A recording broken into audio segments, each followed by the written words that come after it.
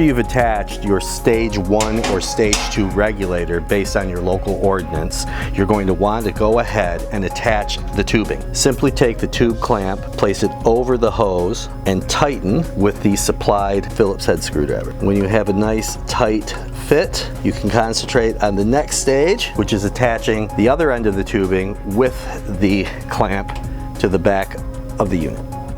Looking at the setup on the stage 1 regulator, the first dial is showing the actual contents of the tank.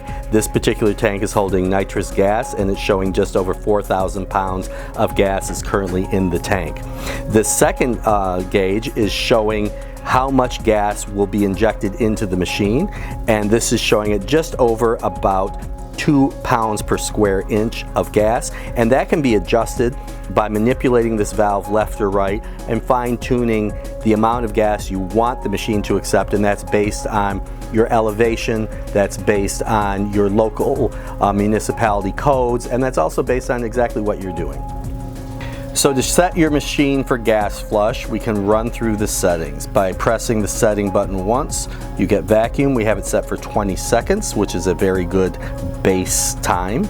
Set it again, and you come up to gas.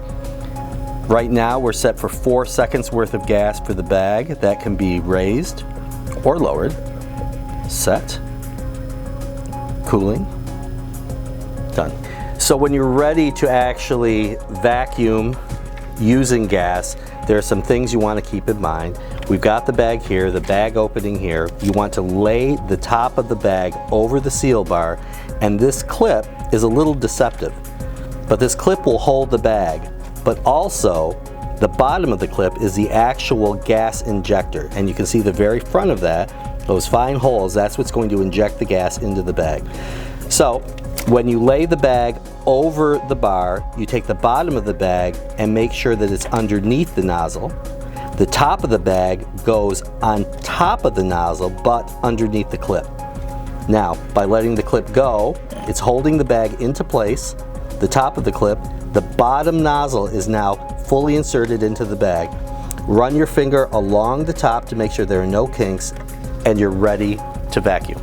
So to start the process, it's like any other vacuum procedure on a VacMaster model. You just simply drop the lid. You can see we've got the pillow pack effect. We've introduced nitrous gas into the bag, sealed it, and now not only are they crush proof, but they're also preserved.